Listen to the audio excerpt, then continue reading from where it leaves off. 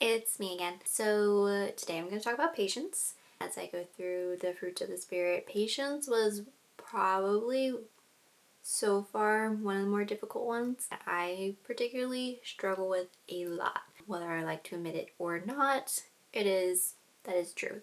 It took me a little bit longer than the standard week to kind of figure out what patience kind of looked like. One thing that I realized, I really hate to admit it, like right now I'm not with anybody. So that to me is very difficult because I have had relationships, so I know what it's like to have one, but they weren't right.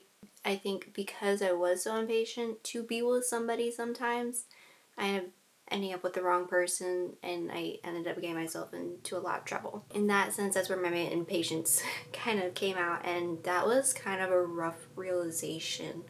So yeah, that was one thing, and I think that's part of the reason why I've been putting this off, because I'm like, I don't really want to admit that. That's something I don't want to admit, and I've been neglecting doing this because that's what I found.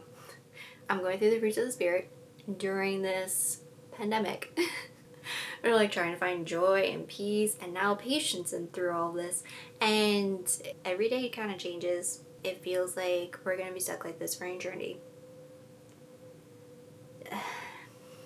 I'm getting so frustrated with the fact that I can't go out, I can't go see the people I want to see, I can't go to church to worship with the people I love. Praise God that I'm able to go to work. All that to say, that's been a struggle for me personally. Just because, yeah. And so we have a honey baked ham next door. They weren't expecting like a huge Easter rush just with everything going on and all that. Their first official holiday being open, they got slammed since things were okay at Caterman, so I'm like, I'll go help out at Honey Baked Ham. And it was fun. It was a nice change of pace.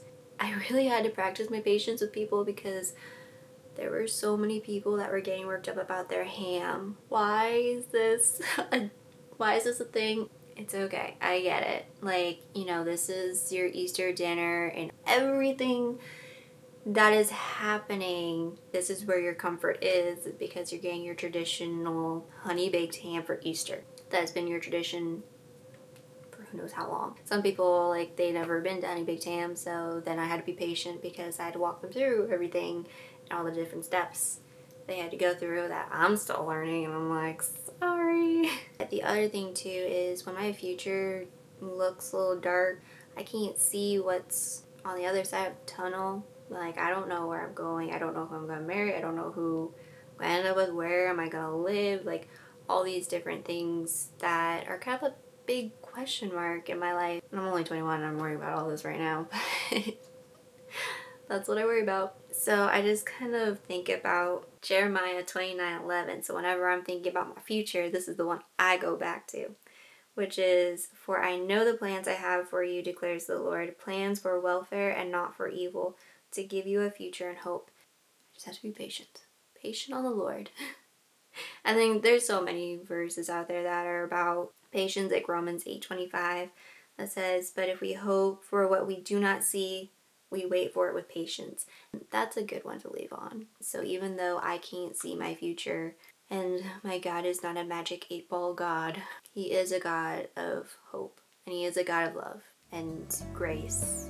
He knows what I need, and He'll bring it to me at the right time, but in His timing, not my timing. I just have to remind myself of that every now and again. And like I said, I really didn't want to admit any of all that. And we will see what comes next. Hope you all have a blessed week.